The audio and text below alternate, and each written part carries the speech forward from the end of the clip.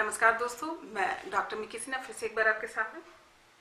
और एक सवाल ही है जो किसी शख्स ने ये किया है कि मैम, जैसे मैं आसपास अपने देखता हूँ कि एक ही व्यक्ति जो है हमारे लाइफ में आने वाला, एक ही व्यक्ति जैसे मेरे पिताजी मेरे साथ और मेरे अन्य भाई या अन्य रिश्तेदारों के साथ बिल्कुल अलग व्यवहार करते हैं। जैसे मैं उनका अपना बच्चा हूँ, पर मैं फील करता हूँ कि मुझे उस तरीके का प्यार या अपनापन वो मुझे नहीं देते जितना कि मेरे अन्य भाइयों को देते हैं या अन्य बहनों को या अन्य रिश्तेदारों को देते हैं।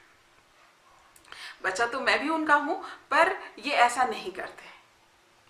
और ऐसी ही परिस्थिति जो है मेरी पत्नी के साथ भी है कि मैं उनके घर में देखता हूं कि उनके माता पिता मेरी पत्नी को ज्यादा सम्मान देते हैं, इज्जत देते हैं अपेक्षाकृत अन्य बेटियों के या अन्य बच्चों के। तो मैं और मेरी पत्नी दोनों ही बिल्कुल विपरीत परिस्थिति में अपने अपने घरों में हैं। तो ये बात मैंने कभी किसी को बताई नहीं, पर ये बात मेरे मन में हमेशा चलती रहती कि ये क्या है।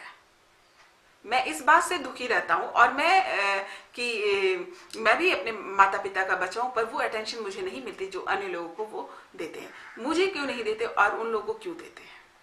ऐसी मुझ में क्या कमी है? क्योंकि मैं भी वही काम करता हूँ, मैं उसी तरीके से अपने माता पिता से प्यार करता हूँ, फिर भी मैं वो पोजीशन नहीं प्राप्त कर पाता जो अन्य बच्चों को होता है।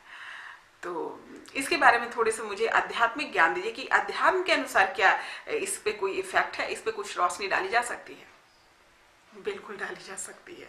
अध्यात्म का इससे बहुत बड़ा जुड़ाव है और आध्यात्मिक तरीके से इसको अच्छे से आप समझ सकते हैं। अब किसी भी व्यक्ति का एक आदमी के साथ अलग बिहेव करना और दूसरे आदमी के साथ अलग बिहेव करना, ये क्यों होता है? इसका कारण भी हमारा कर्म ही होता है। और ये बिल्कुल भी नहीं है कि वो अपनी इच्छा से आके अचानक से ये काम करने लगे हैं। जब हम लाइफ में आ रहे होते हैं तो हमारे पिछले कर्मों के अनुसार जो है हमारे इस लाइफ में भी अच्छे और बुरे व्यवहार हमें मिलते हैं। और वो अच्छे और व्यवहार कौन तय करेगा, उसके लिए हमें कौन उस सिचुएशन को क्रिएट करेगा, उसके लिए हमारे सोलमेट हमारा सपोर्ट करते हैं। तो आप ये मन से सबसे पहली बात ये निकाल दीजिए कि आपके पिताजी एक अच्छे इंसान नहीं है या आपके लिए अच्छा नहीं बिहेव कर रहे हैं तो वो अच्छे इंसान नहीं है, या आपकी पत्नी के माता पिता बहुत अच्छे इंसान। ऐसा बिल्कुल भी नहीं होता। कोई भी सोल अच्छा या बुरा नहीं होता।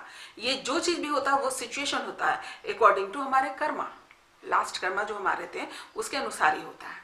तो आपके पिताजी जो बिहेव कर रहे हैं, आपने ही तय किया है कि वो निगेटिव बिहेव आपके साथ करे ताकि आपके बुरे कर्मा का जो फल है वो काट सके।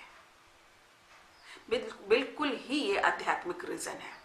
और रहा सवाल आपकी पत्नी का, तो जो प्रॉब्लम आप नेगेटिव तरीके से आपको ये समझ में आ रही है, वही पॉजिटिवनेस उनके पास है, क्योंकि उनके अच्छे कर्म रहे हुए हैं। तो उनके अच्छे कर्मों का जो फल है वो उनके माता पिता के व्यवहार के थ्रू उनको मिल रहा है। तो इसके बस यही बेसिक रीजन है। तो अगर आप अध्यात्म में उतरना चाह रहे हैं तो क्षमा करते जाइए जो भी आपके सिचुएशन में आ रहा है, क्योंकि वो जानबूझ के नहीं कर रहे हैं, बिकॉज ऑफ कर्मा हो रहा है। तो किसी व्यक्ति विशेष से आप अपने जो है इंटेंशनल ना हो, उनसे व्यक्ति विशेष से आप ना चिढ़े या फिर उनके प्रति जो है अपने मन में नफरत, प्यार, मैं प्यार भी बोलूंगी, नफरत, प्यार, एनीथिंग, कोई भी जो इमोशंस है या उसको स्ट्रांग ना करें, उसको रिलीज करते जाए। मैं ये नहीं कर रही हूँ कि ये नहीं होगा, होगा जरूर, क्योंकि हमारे कर्मा है तो वो दुख, तकलीफ, फीलिंग सब आपको झेलना है। पर जल्दी से जल्दी ओवरकम कीजिए, जल्द से जल्द उस पर काम कीजिए। जैसे आपको ऐसा लगने लगे कि वो मुझ पर हावी हो रहा है तो तुरंत आप शांत हो जाए, अकेले हो जाए और प्रतिक्रमण की प्रक्रिया करने लगे। खुद से जुड़े, खुद को शांत करें, खुद को गाइड करना शुरू कर दें। It's a very much need.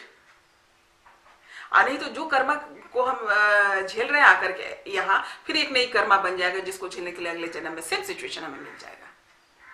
तो जब भी आप पर ये हावी हो रहा है ये सिचुएशन कि लोगों का बुरा व्यवहार, अच्छा व्यवहार से आप प्रभावित हो रहे हैं, या आप थोड़ा बहुत तो आप हो रहे हैं तो ठीक है, वो तो आपकी जरूरत भी है, लेकिन अगर बहुत ज्यादा हो रहा और उससे आप परेशानी में पड़ रहे हैं, आपकी मानसिक स्थिति बिगड़ रही है, आपकी आध्यात्मिक स्थिति बिगड़ रही है, तो आप शांत हो जाए।